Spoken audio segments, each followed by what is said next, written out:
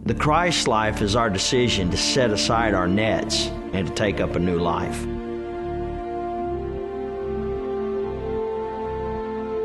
It's a call to sacrifice, to move beyond a selfish agenda. When you're tracking the Christ life, you're finding this path that's in front of you. That's not always something you see a mile away, 2 miles away. Sometimes all you can see is right in front of your feet.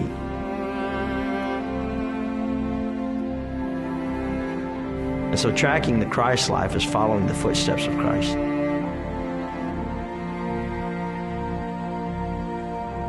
Follow God in the Christ life, being absolutely loyal to Him.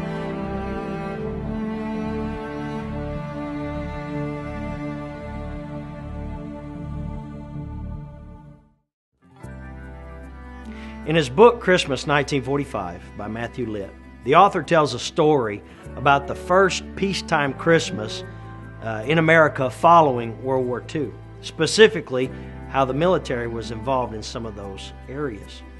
The newspapers of the day there in New York City were describing how a fleet of Navy ships were going to be coming into the New York harbors. And they described, one headline said, "Christmas Day will find a mighty armada consisting of 4 battleships, 6 carriers, 7 cruisers, and 24 destroyers."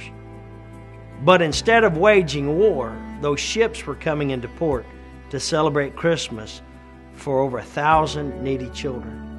And what took place is really fascinating, sort of like Angel Tree before Angel Tree.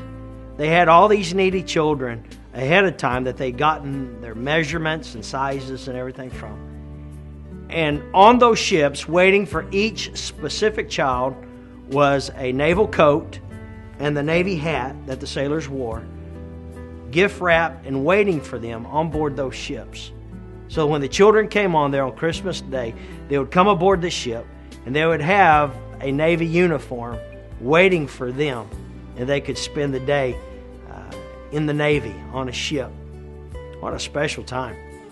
I mean, it's really fascinating considering just earlier these ships that were in warfare, these ships that were showering barrages of explosions and literally death, were now becoming carriers of dreams and of life.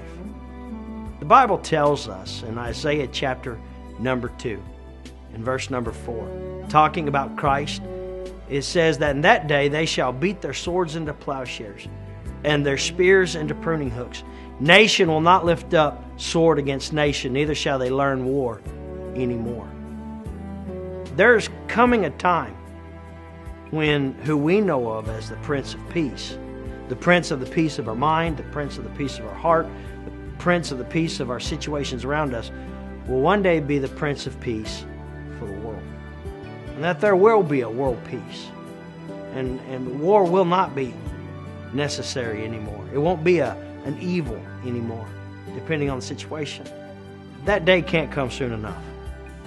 And I understand growing up in a military town the need for a strong military, but I also look forward to the day when we don't have to fight anymore.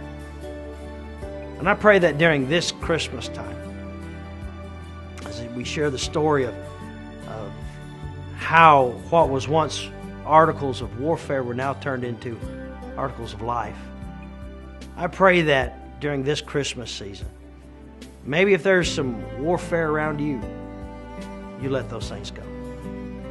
Maybe if you've been a carrier of mass destruction of your own life, maybe this is a good time to stop. And let the Prince of Peace come into your life and change who you are. Let the Prince of Peace come into your life and change your circumstances. And this would be a good time. Pray for our servicemen and women around the world who stand in the gap for us in harm's way. Pray for them and their families to have a good Christmas. And pray that the Prince of Peace will come soon and will stop the wars that would take place, till one day there will be a place of peace, because now Christ rules the world. The baby that was born in the manger was born to die so that He could live again to rule and reign in our hearts and in our world. God bless you. I love you and pray that you have a great Christmas. From all the friends and family and staff here at Poe and Assembly of God, those that work with us here at Tracking the Christ Life, we just want to wish you and yours a very Merry Christmas and a wonderful and blessed New Year. God bless you.